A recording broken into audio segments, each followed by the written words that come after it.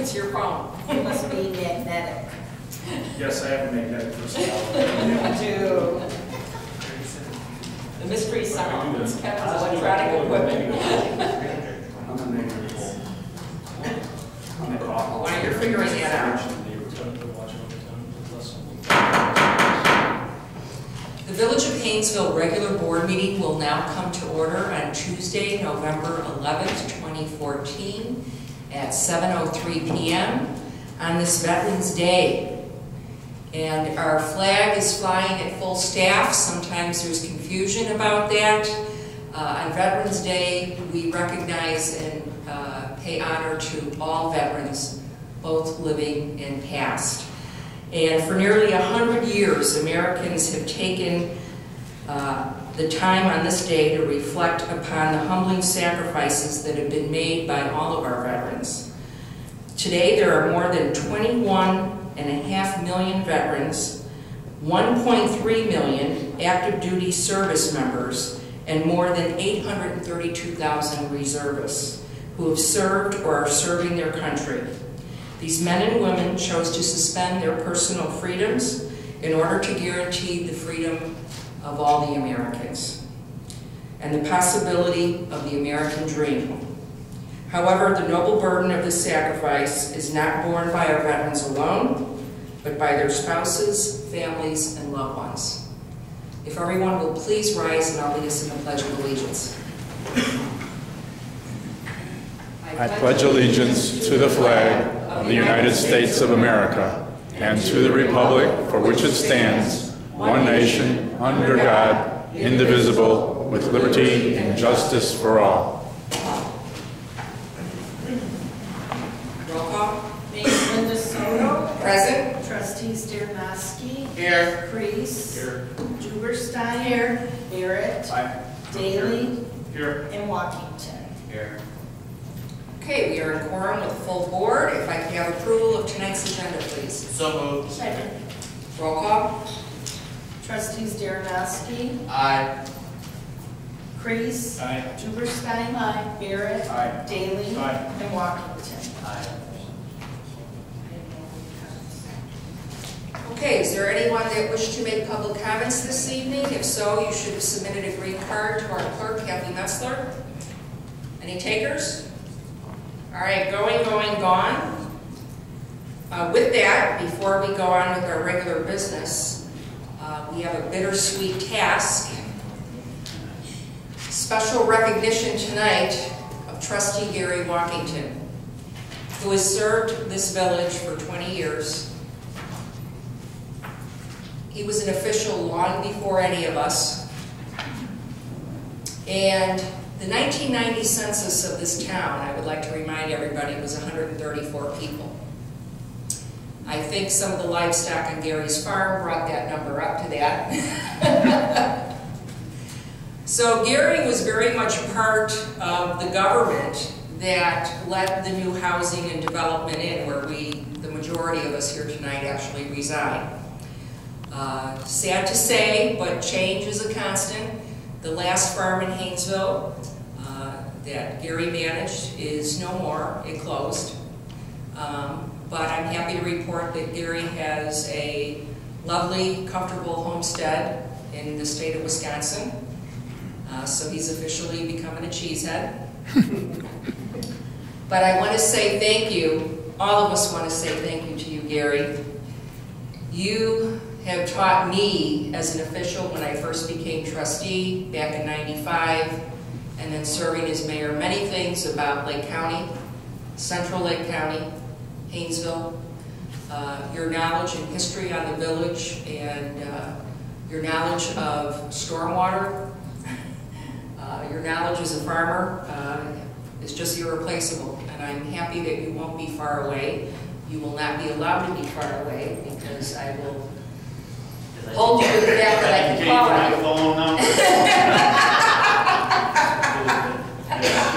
you. We got a whole police force that can find you, Gary. At this time, I'm going to ask former Mayor Ted Mueller to step forward. Ted has a few words that he'd like to share, And I think they're very tend to let me glance at them, and I think they mirror a lot of what I feel. Actually, when I first met Gary, it was over 20 years ago. Our house was still under construction at Deer Point, and I went to a board meeting at the old Village Hall just to get an idea of how these guys were managing the village that we were going to move into. At that time, there was Mayor George Benjamin, Nora Bliss, Edith Powell, Charlie Green, and I believe Cunningham and Schlum, but I'm not sure about that. But what impressed me was that guy with the beard over in the far left corner of the dais. And then later on, I had the opportunity to serve as trustee along with Gary for 6 years, and followed by 8 years as mayor of Hainesville. And during Gary's 20 years, I don't think there was any other trustee that made a greater contribution to the village of Hainesville. So now what I'd like to do is wish Gary and Diane the best of luck in their retirement. And as I look around, that guy with the beard is still at that same seat to the left of the dais. So Gary, a lot of luck in your retirement. It's been a pleasure working with you. Thank you. Thank you, Ted.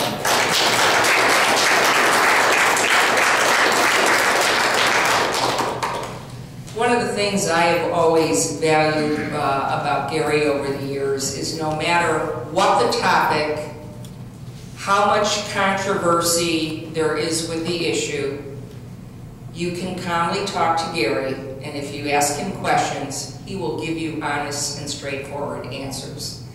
And he reminds me, and I think he reminds some of us newer residents, that change is a constant, and he's had to endure a lot more change than any of us. So Gary, my hat's off to you. We're going to ask you to step out front by your cake. We're going to take some pictures. We also have a few things for you.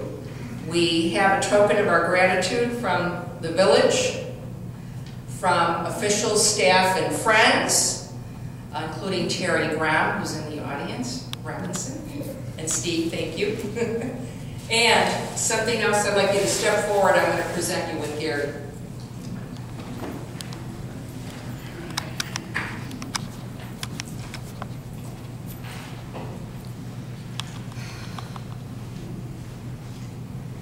No home in Wisconsin would be complete without a piece of artwork that pays tribute to Hainesville, Illinois, and Trustee Walkington.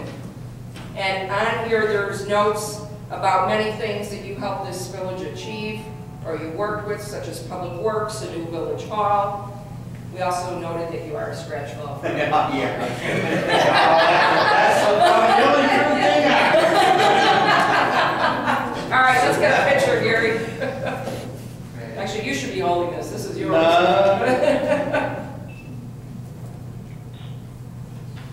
There we go.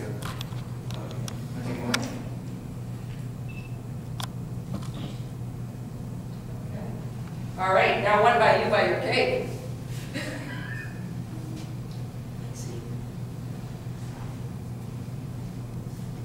Ready? 1, 2, 3.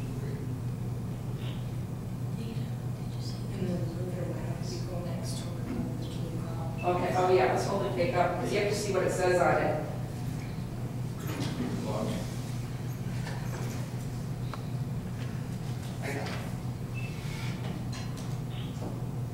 Good? Yeah. All right, for those in YouTube land or far away, I want you to know this cake says, Gary, for service above and beyond, gone golfing. Woohoo!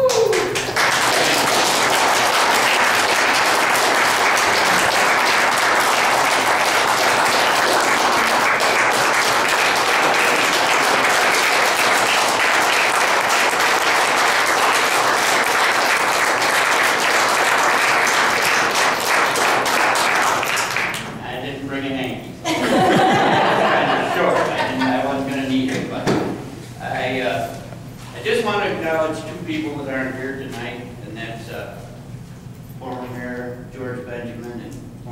trustee Charlie Green, who came to me 22 years ago and asked me to get involved.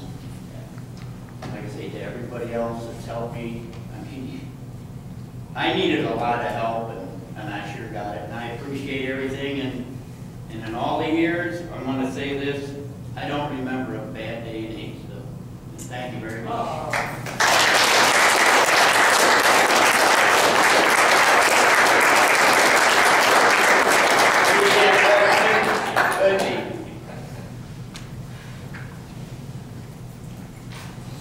Who's cutting the cake? Okay. Cutting it, John? I think we're gonna get you to know your own business.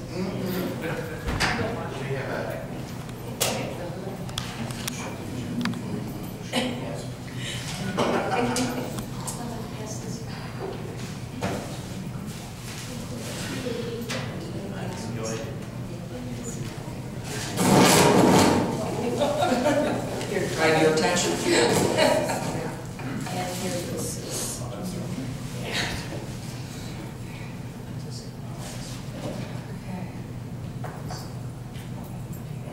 You'll be happy to know our catering staff is washing their hands before they cut the cake. And as soon as the trustee is back in the council chambers, we'll proceed with the omnibus. He could vote and cut cake, I think. Yeah.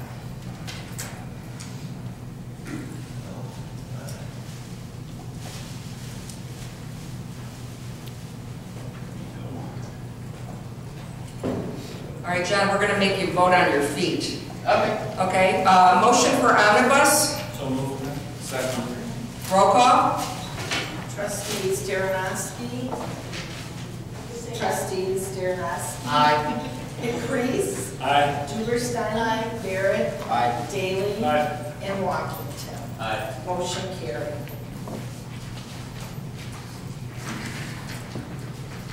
Okay, we'll move on to reports and communications. First up is Village Engineer Greg Bruin. Thank you very much, Mayor. We've been busy this last month with the Cranberry Lake Road resurfacing project. As you recall, they started it probably maybe 5 to 6 weeks ago, and the project actually completed just before Halloween. They did a good job, patched the streets, probably approximately about 10% of the streets were patched. Contractor put down the asphalt, did a nice job with the crown out there. Also put a good lip right by the curb, which was a good, excellent for drainage, which is probably one of the reasons that the pavement failed so poorly over the past 10 years. But the bottom line is the numbers are in. One of the items on the omnibus agenda was to approve pay request number 1 for Peter Baker for $375,000. That is not the total amount. The actual total amount for the job is going to be $420,000. The project bid out at $437,000, so we are a little bit under budget on that particular end. We also did the Whitetail Lisk and Hunter's Way. That's the project that was on the east side of Hainesville Road. The total budget for that side was based on the contractor's proposal and $10,000 that was appropriated for additional work. The total budget for that was $109,000, and that job is going to come in right around $100,000. So we're a little bit under budget on that one too. Other than that, that's all we have to report. Greg, we've talked about it a couple times before. I think now, correct me if I'm wrong, now is when we start to look at the next phase, the 5-year plan development for the roads. Yes, that's now we got this under our belt. Now would be a great time to start the next 5-year. We're actually in year 4 of the 5-year plan, so we spent all your money in 4 years. Instead of 5. Oh, thank you. I had to skip. We do good work. Okay, Village Attorney Jim Rock. Thank you, Mayor Soto. A few things tonight. Just we prepared several ordinances and documents that are on the business portion of the agenda, including the ordinance establishing landscape and tree preservation standards, the ordinance that revises the addresses of several lots in the village that, as we discussed at last month's meeting. We have a license agreement for storage space with Schultz snow plowing, and also the ordinance that amends the code of the portion of the code that governs delinquent water bills and shut-off of water service. And we can answer any questions you have about any of those documents when we get to the business section. Also, I've been working with Al Maiden, the village planner, on the text amendment to the zoning code that we will be holding a public hearing for in December regarding zoning for special use zoning for medical marijuana facilities. And that's all I have. Thank you, Jim. A moment. Yes. Not a question, but I don't think we do this often. But I'd like to take a moment to recognize Jim Rock, who has been our attorney for, let's see, almost 6 years, probably four of those 6 years. And Partner Plum, you've been a rock for us. It's a pleasure to work with you. You've given good, solid advice, seen us through some tricky little situations, but I enjoy your presence, and so thank you. Thank you. It's my pleasure. Thank you very much. Here, here. Public Works Superintendent Jeff Gately. Thank you, Mayor. As Greg stated earlier, the streets are done. I was actually very pleased with how the project came out. They did a great job. Traffic control worked out great. Even a couple of the bumps in the road we had with Holiday Lane, everything came out well over there too. So, no bumps in the road left? No bumps in the road left. Not on this side of town, over here. That's in the plan. So that large project is done. As of today, all of our trees for this year's Emerald Ash Borage replacement are in the ground, with the exception of one that was missed over on Clover Court. The nurseries are going to take care of it as soon as they possibly can. So that actually came out very well. I do have to say this afternoon, I do have the plows on the vehicles. Salt is expected to be delivered mid to late next week. We do have ample supply to get us through at least 2 to 3 events should they arrive before our salt nuts. So this is just the next phase. We're going into winter slowly but surely. Not so slowly. Not this week. We're hoping for Indian summer. So that's all I have. Thank you. Okay, Police Chief Phil Perlini, and we got Commander Jeff Myra here as well, and we have a Grays Lake Hainesville Police Service Annual Report. We submitted the annual report, which Jeff worked very hard on, and I think we'll just wait till the trustees come around. If there's any questions or anything like that, we can answer them. Certainly I'm not going to go over all 17 pages here tonight, so, but if there are any questions, we can certainly answer anything that's on the report.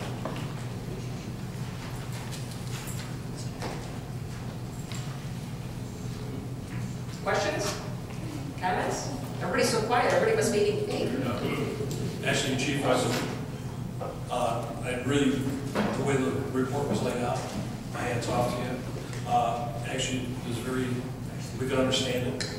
Past ones actually have been, you know, it's just how many entries we've had and everything else. This out defines how many hours, where they're at, where they're put at. It's really well prepared report. I really want to thank you for it. And that was all Jeff. So. Okay. Any other questions or comments? Okay, well done, gentlemen.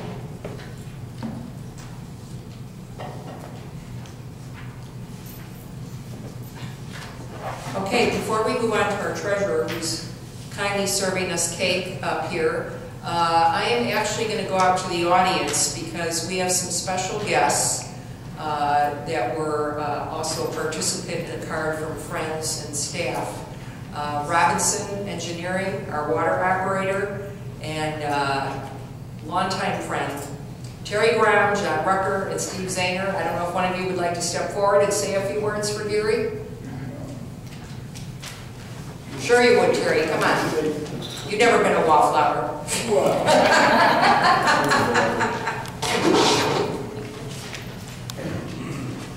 Thanks, Mayor. I did mention to Gary tonight that we were going to walk out together for retirement, but he's leaving me a little bit early. So, but that's okay. We'll still find him, as you said, Mayor. If we need him, we'll use him. Thanks, Gary, though, for all the years. All the support and the fun and all the other things that come with the job and the hardships. We were able to work together and get many things accomplished with the board. So we appreciate all your support. Thank you. Thank you. Okay, now, are you ready, Kelly? Sure. Okay, move on to our treasurer, Kelly Hensley. A couple of my items are showing up later on our business regarding the estimate of tax levy and also the SSA and then the updated water ordinance that our attorney helped with. And today in the mailboxes, I placed all the budget work forms for everybody. Please, please, please, January 9th is your deadline. Please return it back. That'll help us greatly to get ahead of the game of our budget. And that's all I have. Thank you. And I'll just add, do as much as you can before Thanksgiving. That helps a lot. Okay, we'll move on to our village clerk, Kathy Messler. Okay, between Deputy Clerk Roseanne Stark and myself, we stayed late the day before Election Day while the election judges set up, came in early here to open up for the election workers, and this place was hopping all day long. So it was a busy day, and we've had 7 people pick up courtesy election packets, and we have 3 trustee seats on the ballot. And please remember, you can only sign 3 petitions because there's only 3 seats on the ballot. So for local trustee candidacy, you can only sign up to 3. Right. And then just been updating the website, still doing payroll, keeping up with my other duties. Deputy Clerk Roseanne Stark has taken over the majority of duties of handling the building permits. Denise, Kelly, and myself, we still take in the permits. Sorry. But Roseanne does all the follow-through work, and so she's been very busy. And our office has been busy. So that's it, thank you. Plus you're a grandmother. And I'm a grandma. Oh, that was the first thing in my report, Jerry. Oh, sorry. Move on to the mayor's report. November 4th, Election Day. Her first grandbaby was born, a baby girl.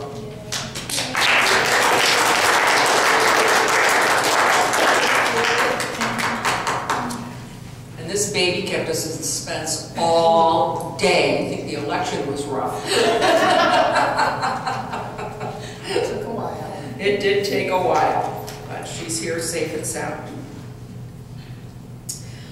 If you noticed when you came in, and if you haven't, please step out, get a cup of coffee or refreshment.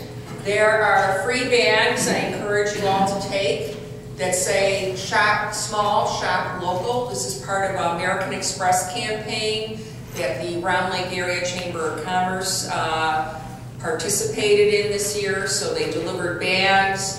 The officials have have pins by your place to wear that say shop small, meaning small businesses.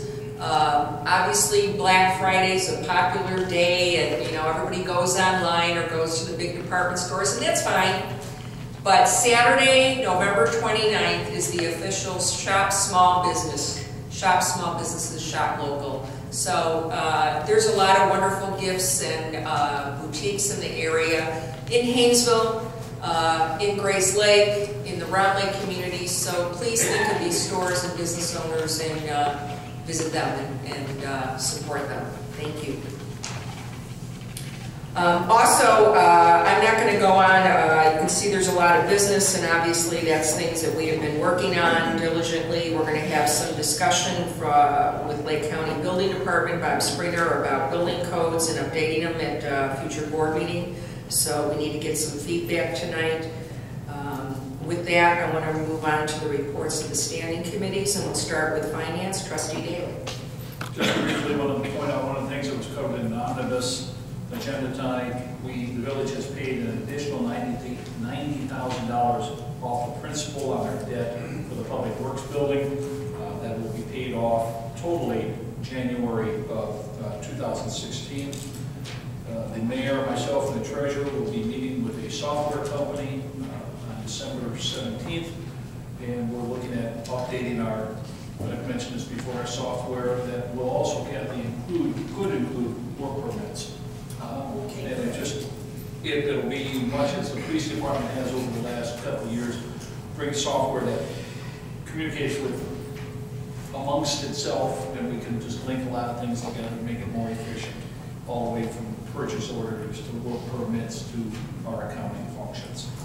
And that's all I have. Thank you. Public Works, Trustee Walkington.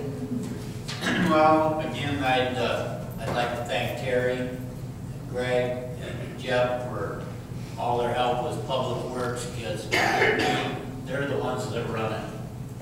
And I'm just the head guy there to make sure they show up, I guess. I don't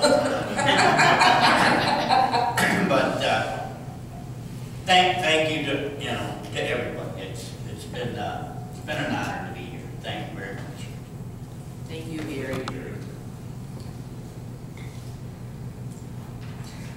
Just as a side note, I know some people are curious about the appointment for the remainder of Trustee Walkington's term. And I was in receipt of 9 letters of interest. I will be announcing the appointment at the December 9th board meeting, and we should be swearing in that appointment that evening. I wanted tonight for Trustee Walkington to be part of the entire meeting, and this meeting's about him. So thank you for your patience. And we will move on to Public Safety. Trustee Priest. Thank you. Gary, good luck to you. It's been great working with you, and you're sure you're going to do best on this board. Not too much on the public safety part of it. I read the letter that the chief made for Lake County Department of Transportation in request for changing the speed limit on Hainesville Road and also the stop signs, or I should say pedestrian crossing on tall oaks and the guardrails. Other than that, there isn't anything else since my last report. So with that, have a happy Thanksgiving also, everyone. Thank you. Wetland and Open Spaces and Great Age Club. Trustee Duberstein. Well, the good news is that work has started on the restoration of the Village Hall Pond to prevent any more erosion around at the water line. The bad news is that we went out in Cranberry Lake the other day and couldn't find any acorns, so we had to cancel the Cranberry Lake the first annual Cranberry Lake Great Acorn Hunt. We'll have to wait till next year. That was because the squirrels stole them, or what? Well, who knew that oaks work on a cycle, and this just was not a good year. I think it was partly that, it was partly the squirrels, and there's like a 2-inch layer of leaves everywhere in Cranberry Lake, so even if there were any, it'd be hard to find, and the ones we found were either well chewed or it was just the caps. So we'll just have to wait for next year. Better luck next time. I hope so. Maybe we'll start sooner. Yeah. Could we report it somewhere? I'll see if they're on Amazon. You can make it a tree climbing contest and get them while they're still up there. We have to make sure our insurance is up to date.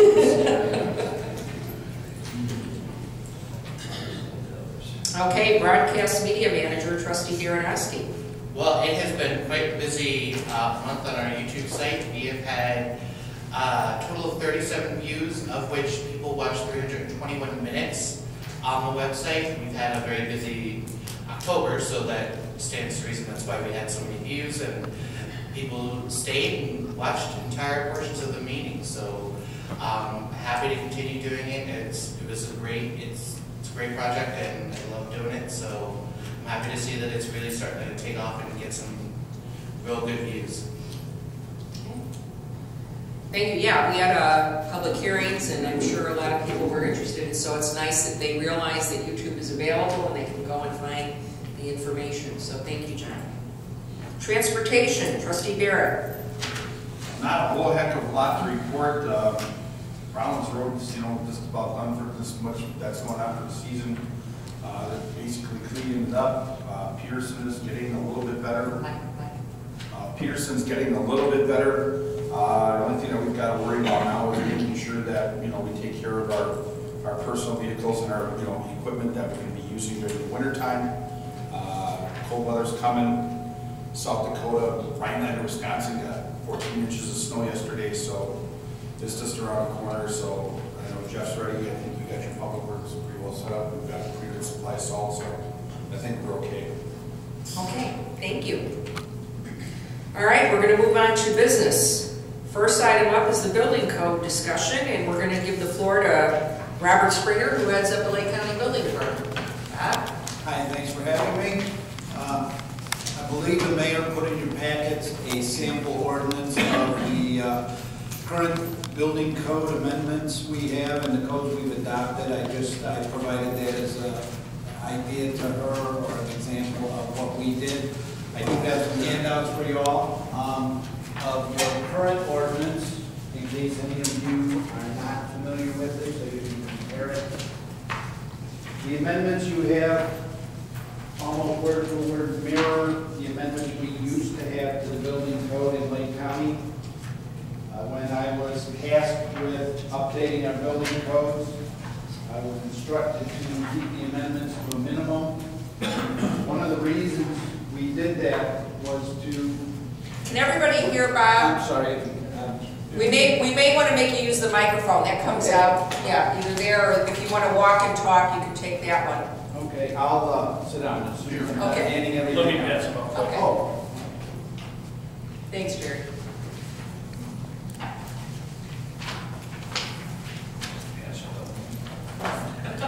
There's more. When I was tasked with updating Lake County's building codes, the direction I was given by the administrator's office and the county board was to keep the amendments to a minimum. They would like to keep contractors are having a lot of trouble building in different municipalities because there are so many amendments in certain municipalities, no amendments in other municipalities. It's hard for developers to plan projects. So we scaled down all of the amendments to the code to just a very, very few specific amendments. Of course, there's some administrative amendments that address jurisdictional determinations, things like that.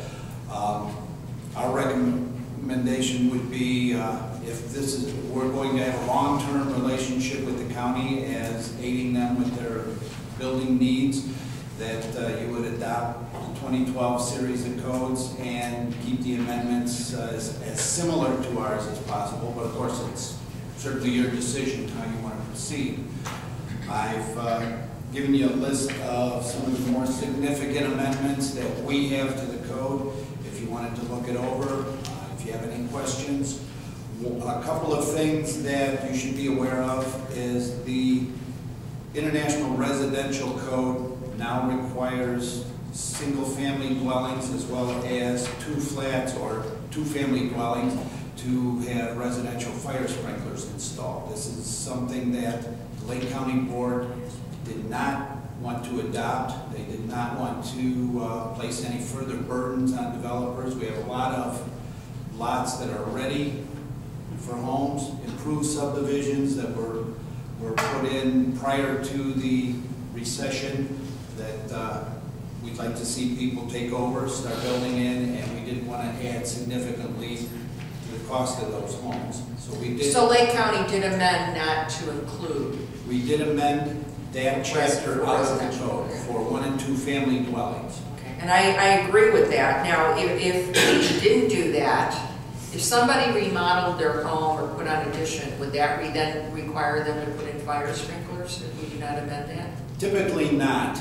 If their home was destroyed by a fire, they would be required to put in fire sprinklers. Depending on how your municipal code is written, some are written if the remodeling exceeds 50% of the value of the home, you would have to bring the home up to code, which would include residential sprinklers. And residential sprinklers, they add, what, about 30,000 to the cost? Oh, no, it's probably in the neighborhood of 5,000 to 7,000, depending on the figures that you use. There's a figure that's out there put out by the State Fire Marshal's Office of $1.41 per square foot. That's not realistic in this area. You're going to pay closer to $2.50, maybe more per square foot for residential sprinklers. It would be more for properties that are served by a well, not to mention significant space you'd have to set aside in the house for water storage tanks and a fire pump. No well can generally keep up with a fire sprinkler system, so you do need additional water on site. Well, I would be in favor of us doing the same amendment as the county did, that we would not want to amend that and not require residential to have a fire sprinkler system. Another significant change in 2012 is there is now a standalone swimming pool and spa code. It was normally addressed in building codes if you chose to adopt that appendix section in the code. The swimming pool and spa code addresses both commercial and residential pools. It has significant safety measures that protect pools from, mostly from small children falling in them, getting in them when they're not supervised. It's especially important in areas that have small lots where there's only a very short distance to travel from one lot to the neighbor's pool. I would recommend you adopt that. Your current ordinance is, for lack of a better term, it needs updating. Yeah, agreed. And that's why you're here. We do have a couple of amendments to that code. Some of them we felt went a little overboard. For instance, if your home is part of the barrier that protects your pool, for instance, if a fence goes around your pool and returns to your home, you have a wall with doors and windows in it that opens out to the pool. The swimming pool and spa code required even the windows have alarms on them if they had sill heights less than 48 inches. Oh my. We thought that was a little over the top, maybe. Yeah. Typically, windows have screens on them, so even if a window is open, a small child would have to remove the screen and get through that. We took that section out of it. There are, if you have lots that could accommodate an in-ground pool, you would not need a fence around the pool if you put a power safety cover on it. But in all other instances, you need to protect that pool with some sort of fence that has self-closing, self-latching gates, latching mechanisms a certain distance off the ground so they can't be operated by small children. And it also goes into suction entrapment. There was a couple years ago on the news, a little child got stuck on the bottom of the pool. That's addressed in the swimming pool and spa code. So are we going to see a list of recommendations from you, or is that what this, is any of this paperwork what you were suggesting we do? I would suggest that you, as closely as possible, follow the county's amendments, only because we're serving as your building department. But again, it's up to you. I can put together a list of suggested amendments and a suggested ordinance that Attorney Rock would, of course, review and approve. But if we discuss some of our main concerns, or you point things out to us, and we read this between now and the next board meeting, or as people read through this, they could give me feedback. Because some concerns have been in regards to Romex. The county code does allow Romex. We allow Romex in 1 and 2 family dwellings. We've written it out of the code for commercial buildings. Our electrical inspector feels that installed properly, it's perfectly safe. It does have some drawbacks. It makes it a little harder to make changes to your electrical system because it's inside a wall and fastened to the framing members, so you can't just pull wires out and replace them. Other jurisdictions feel it's not safe. We have a board member who, while he did approve the use of Romex in 1 and 2 family dwellings, he felt it should be taken out, and he's an instructor for the IBEW, which instructs apprentice electricians. So he felt it should get out, but he did leave it in. Well, historically, we have not allowed Romex in Hainesville, and there was an issue recently where we couldn't find the code, and then we thought that it was somehow overlooked and was allowed, but then they found that it's not allowed. It is in the code that it is not allowed. So I was just curious what the board members thought about that. I did have a conversation with Trustee Barrett earlier, and I think he feels concerned about Romex, correct, Kevin?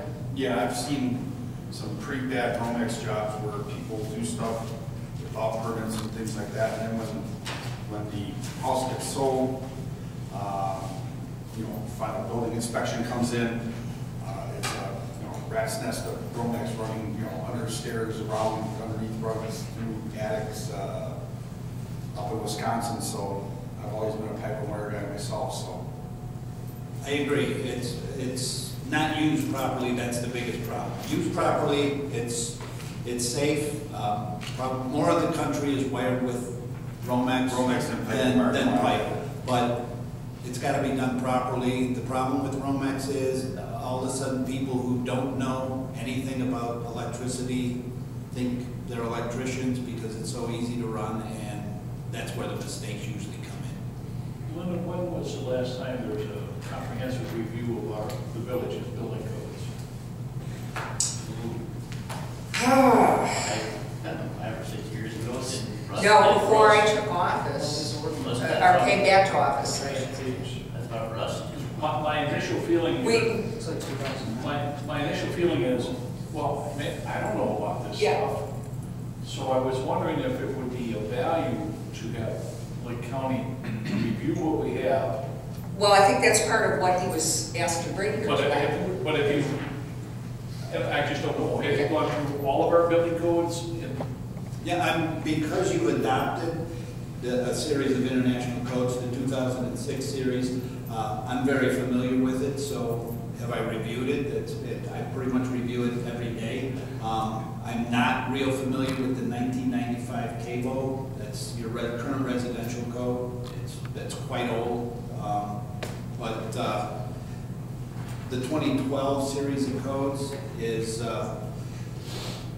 well, the 2015 have come out. At the time we were adopting codes, that was the most recent code. Well, I want to interject a little bit. Okay, in the handout that you all received, it starts out on the first page. There's a list of the codes that we're going to consider adopting. This is currently what Lake County operates under. Does this then replace a lot of what we This would replace all our current codes. It's changing the years on them. In 2009, we did a small change, and Russ was supposed to be looking at possible amendments. At that time, he stated that he didn't feel there was necessarily a concern with updating since we did not have any more housing development coming in.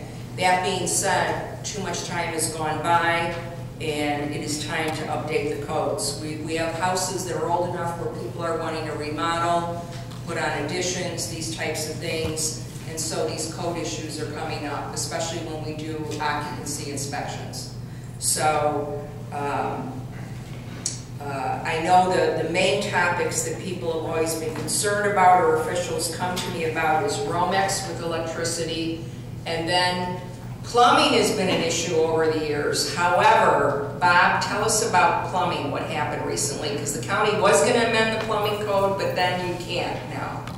The plumbing code has just been rewritten, or there is a new plumbing code in the state of Illinois. They've been working on the rewrite for quite some time. And when they wrote the plumber's licensing law, they pretty much made it impossible to amend the code.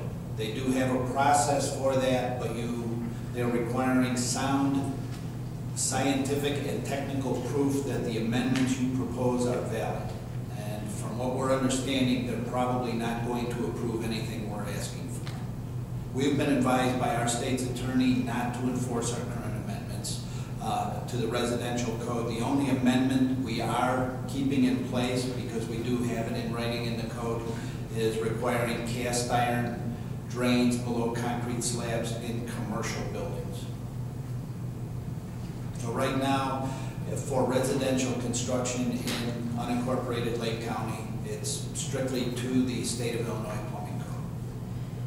And I would doubt that you would get any amendments to it. And that means that technically, correct me if I'm wrong, then when water heaters are replaced, a permit should be right now, even permits should be required for water heater replacements, because it is an alteration to the plumbing system.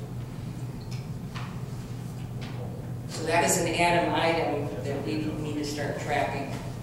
A water heater? For water heaters. How are we going How do you enforce that? It's hard to enforce. It's just like finishing basements. You're not going to catch everyone. People are going to replace their water heater. Every time a They're not going to hardware catch store sells one, they got to report to the county. No. When you see one sitting by the curb.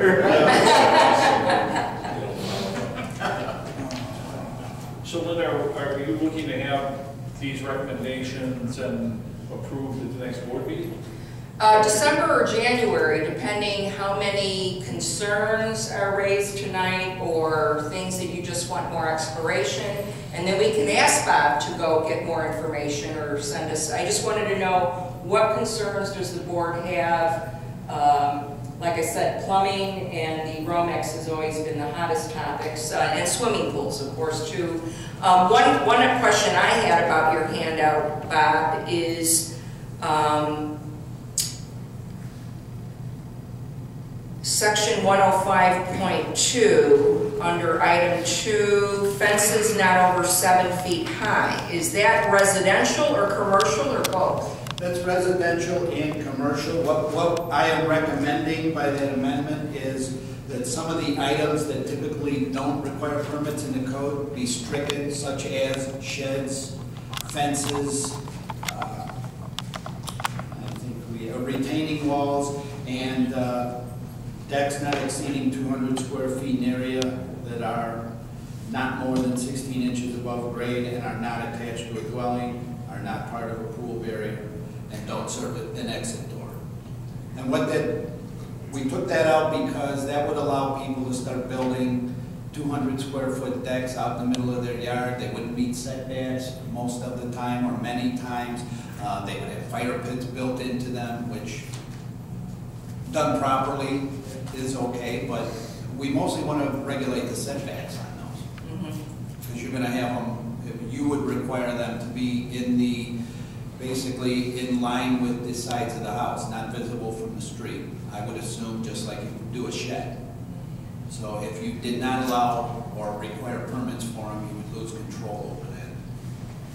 And our current code on residential, the fences can't be over 6 feet high, correct? That is correct. And that varies on a corner lot, too. Street yard. Street yards. Street side fence is only limited to 4 feet, but you've got a kind of a issue in your ordinance because you require a 6-foot fence around a pool. So right. if you That's have Yeah. a street frontage and a pool, you almost have to allow them to have that 6-foot fence. The way your ordinance is Right, written that's now. popped up a couple times. Do we have an overabundance of in-ground swimming pools in Hainesville? I think there's only 2 or 3. isn't there? There's 2 that I know of. Because my neighbor has one, and then I don't know where the other one's at, but are we kind of beating a dead horse here, or, I mean, leaving the swimming pool stuff alone outside? Well, I think a pool is a pool. The swimming pool and spa code addresses above-ground pools, Oh, in-ground yeah, pools, yeah, and yeah. jacuzzis, spas, Okay. hot tub, etc. Anything with water. All right. And electricity. Water and electricity. Water and electricity. They typically don't mix, and chemically charged water is especially conductive. That's why in the NEC, there are specific regulations about electrical and pools. Okay, so do we just have a lot of reading to do, or where do we want to go from here? I don't hear a lot of questions or concerns. Where do we want to go with this? Do you want time to read and give feedback? Do you want Bob to bring more information, or? Here's what I feel. I feel Microphone. I could read it.